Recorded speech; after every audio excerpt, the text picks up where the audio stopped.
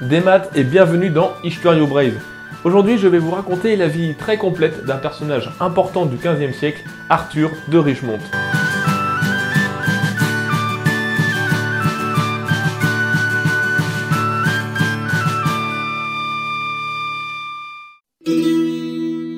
Arthur naît en 1393 au château de Suscinio dans le golfe du Morbihan et est le cinquième enfant de Jean IV de Montfort, le vainqueur de la guerre de succession du duché de Bretagne. Après cette guerre et quelques péripéties, Jean IV entretient des relations de neutralité avec ses voisins anglais et français, préservant le duché des combats de la guerre dite de 100 ans. Son fils aîné lui succède en 1399 sous le nom de Jean V et renforcera cette neutralité. Il régnera sur un pays en paix qui lui permettra de développer l'économie et le commerce, amenant petit à petit le duché à son apogée de richesse et de puissance. Arthur est donc le deuxième fils de Jean IV, et ce dernier lui donne le titre de comte de Richemont. Petite explication sur ce qu'est le comté de Richemont. Le comté de Richemont est une vaste étendue au nord de l'Angleterre, dans le Yorkshire du Nord aujourd'hui, comptant plus de 200 seigneuries, concédé au breton Alain le Noir par Guillaume le Conquérant pour l'avoir aidé dans sa conquête en 1066.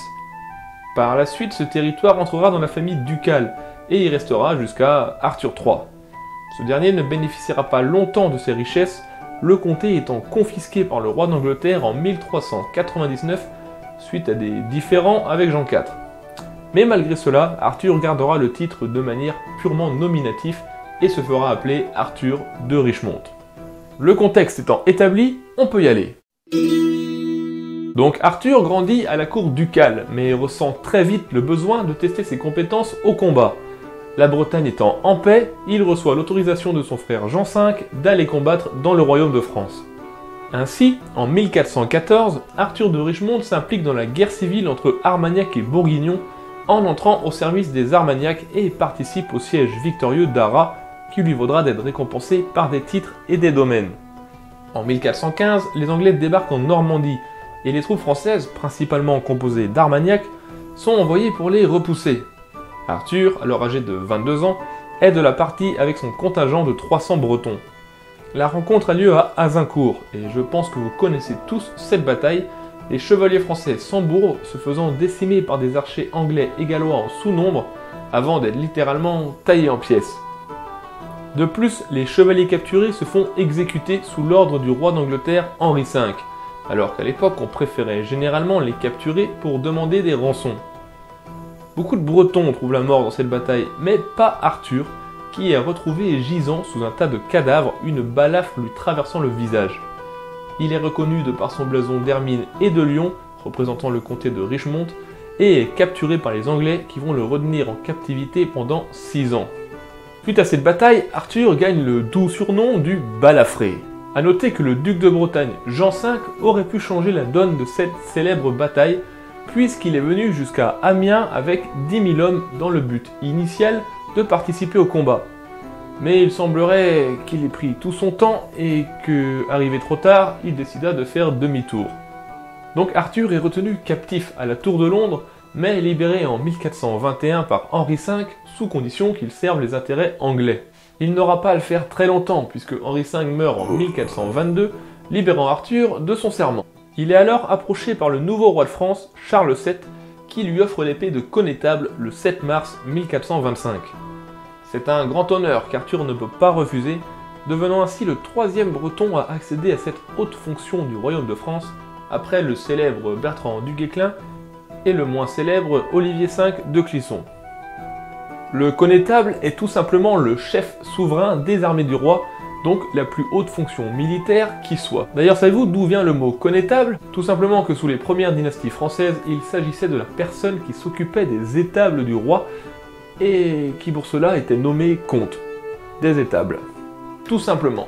Sous sa fonction de connétable, Arthur tente de reprendre l'avantage sur les Anglais, en participant avec l'aide de troupes envoyées par son frère Jean V, à plusieurs batailles dans l'Avranchin.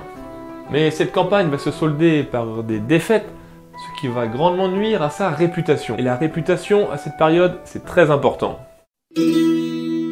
La cour du roi de France étant un lieu de complot et de manipulation, ces défaites lui valent de perdre l'estime du roi sous l'influence du grand chambellan de ce dernier, Pierre de Gillac, personnage avec qui Arthur ne s'entend pas du tout. C'est donc sans surprise qu'il décide de suivre un autre courtisan, Georges de la Trémouille, quand ce dernier lui propose de se débarrasser de Pierre de Gillac. Arthur va alors capturer de Gillac dans son château, le soumettre à un rapide procès avant de lui mettre un sac sur la tête et de le noyer dans un lac. Faut pas le pousser à bout, Arthur. Sauf que Georges de la Trémouille est rapidement nommé grand chambellan à la place de son ancien rival et qu'il fait déchoir Arthur de son poste de connétable. Il faut dire que le roi de France n'est à ce moment-là pas très sûr de lui et qu'il écoute un peu tout le monde. Arthur est alors banni de la cour française en 1427. Avec sa troupe bretonne, il affronte un peu les Anglais à Parthenay, mais inspire surtout à se venger de l'obèse La Trémouille. Il pille ses terres, bat ses troupes et marche sur Bourges où le chambellan s'est réfugié. Il est bien décidé à donner l'assaut pour en finir avec son ennemi, mais le roi de France Charles VII intervient et convainc Arthur d'abandonner sa guerre privée. Arthur accepte, ne pouvant pas se mettre tout le royaume à dos pour cette histoire, et rentre en Bretagne auprès de son frère. Durant cette période un peu vide dans la vie d'Arthur, qu'apparaît Jeanne d'Arc, et ses exploits se font vite connaître. Alors que la pucelle et le roi de France assiègent Orléans, l'entourage du roi demande à ce que ce dernier rappelle son connétable héros d'Azincourt. Mais le jeune roi refuse, ce qui n'empêche pas Arthur de rassembler ses fidèles bretons et de marcher avec 3000 hommes vers Orléans en toute indépendance pour rencontrer cette mystérieuse Jeanne d'Arc. Bon, le temps qu'il arrive, le siège est levé et l'armée s'est rassemblée à Beaugency. Un vent de panique s'élève dans l'armée française, le roi et ses conseillers ne sachant pas dans quel camp se trouve l'ex-connétable. Mais Jeanne accepte de rencontrer le noble breton. Son chroniqueur, qui n'est autre qu'un de ses écuyers à l'époque des faits, a rapporté les paroles suivantes de leur rencontre. « Jeanne, on m'a dit que vous voulez combattre. Je ne sais si vous êtes de par Dieu ou non. Si vous êtes de par Dieu, je ne vous crains en rien, car Dieu sait mon bon vouloir. Si vous êtes de par le diable, je vous crains encore moins. » Bon, il est impossible de vérifier la véracité de ces dires, mais ça en dit long sur le personnage. Il est accepté dans l'armée royale pour un temps et participe avec ses troupes aux batailles de Beaugency et de Patay aux côtés de Jeanne d'Arc. Sa marche avec Jeanne s'arrête là puisque le roi de France, toujours guidé par La Trémouille, ne veut plus de lui et l'empêche de les suivre au couronnement à Reims. Il va alors en Normandie batailler un peu contre les Anglais. En 1431, La Trémouille laisse tomber Jeanne aux mains des Anglais, ce qui nuit grandement à sa réputation. Et comme dit précédemment, et la réputation à cette période, c'est très important. Le roi décide alors de rappeler Arthur à son poste de connétable. Le 5 mars 1433, la paix est signée entre le connétable Arthur et le chambellan La Trémouille. Sauf qu'Arthur n'est pas du genre à pardonner, et que le 3 juin de la même année, soit 3 mois après leur paix, il envoie quelqu'un pour assassiner son rival. L'assassinat est un échec, comme rapporté par les chroniqueurs, puisque le couteau est soi-disant bloqué par la graisse de La Trémouille. Bravo l'image laissée dans l'histoire. Ça n'arrête pas Arthur, qui du coup fait enlever son rival pour le faire emprisonner sous l'œil inactif de Charles VII. En 1440, on entendra encore parler de Georges de La Trémouille, puisqu'il participera à la Praguerie, un complot visant à renverser le roi, incluant entre autres comploteurs Jean V, le duc de Bretagne. Mais Arthur les empêchera de mener cette affaire à bien, et La Trémouille finira ses jours en 1446 de mort naturelle. Maintenant que La Trémouille est écarté de l'entourage du roi et qu'Arthur a retrouvé son poste de connétable, il va mener une vaste campagne militaire contre les Anglais et remporter une série de victoires. Il reprend Paris en 1436, la place forte de Meaux en 1439 ou encore Pontoise en 1441. Il arrive à faire pencher les Bourguignons, éternels alliés de l'Angleterre, en faveur du royaume de France par d'habiles traités, et toute sa campagne le mènera en 1450 à la bataille de Formigny en Normandie. Bataille qui met fin à la guerre de 100 ans et qui chasse définitivement les Anglais. Autre fait marquant de son rôle de connétable, Arthur va participer à partir de 1443 à la création des compagnies d'ordonnance, une armée financée par le Trésor royal, disciplinée et permanente. Tout simplement une armée professionnelle qui, au fil de l'histoire, deviendra les compagnies de gendarmerie. Il est beaucoup respecté de par sa droiture au combat et son habile diplomatie, si bien que ses amis comme ses ennemis lui donnent le surnom de justicier. Et pendant ce temps-là, en Bretagne, Jean V meurt en 1442, laissant le trône à son fils François Ier de Bretagne. C'est sous ce dernier que se passe l'affaire Gilles de Bretagne en 1450, affaire qui mène à l'assassinat du troisième fils de Jean V, Gilles, et qui affecte beaucoup Arthur. Je ne vais pas développer plus ce sujet ici, puisque je prépare une vidéo spéciale sur cette sombre affaire. François ne règne pas longtemps, puisqu'il meurt en 1450 après un règne de 7 ans.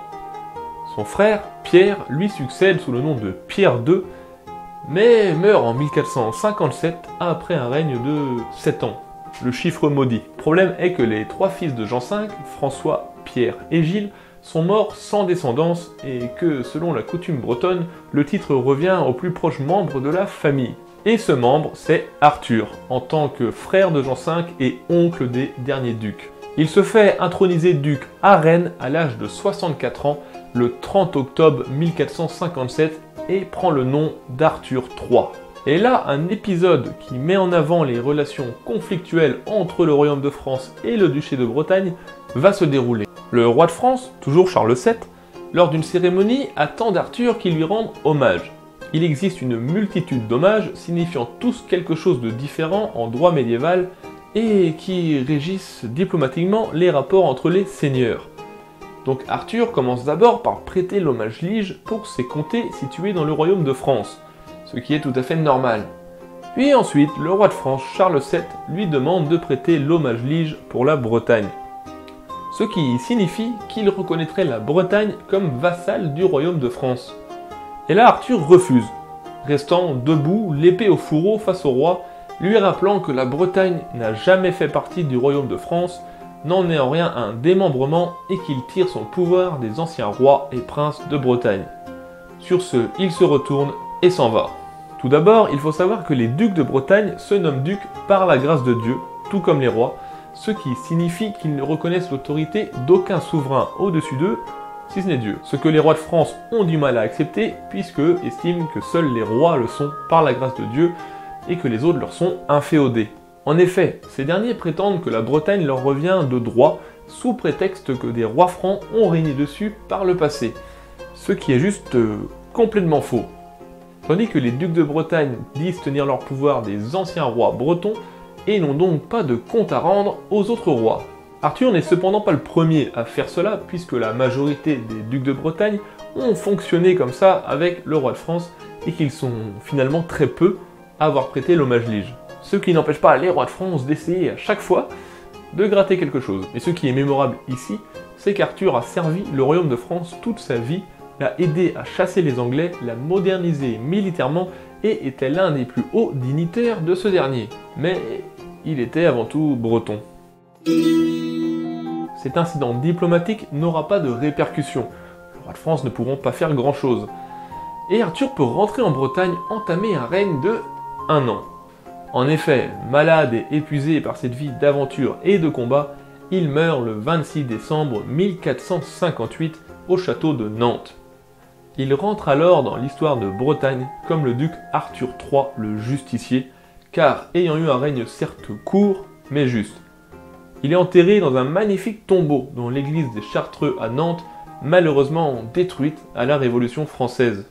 Fort heureusement, ses restes furent sauvés par un moine et trouvèrent finalement place quelques années plus tard dans le tombeau de François II dans la cathédrale de Nantes, son neveu et successeur, père de la célèbre Anne et dernier duc souverain de Bretagne. Cette vidéo touche à sa fin, j'espère que vous avez appris des choses et qu'elle vous a plu. En tout cas, si vous avez aimé, n'hésitez pas à partager, à diffuser autour de vous, afin qu'Arthur puisse reprendre de la place qui lui est due dans l'histoire. Et si vous voulez approfondir sur le personnage, je ne peux que vous conseiller les écrits de son écuyer, Guillaume Gruel, qui a écrit ça dans les années 1460, mais dont la dernière édition date de 1886, donc si un éditeur regarde cette vidéo, ça pourrait être pas mal de la mettre au goût du jour. C'est un peu dur à lire, c'est en vieux français, mais c'est possible, et c'est super intéressant. Je vais de toute manière vous mettre un lien dans la description en dessous, pour la version numérisée sur internet, que vous pourrez aller voir. Voilà, je vous dis à la prochaine, Trugaré à Kenavo.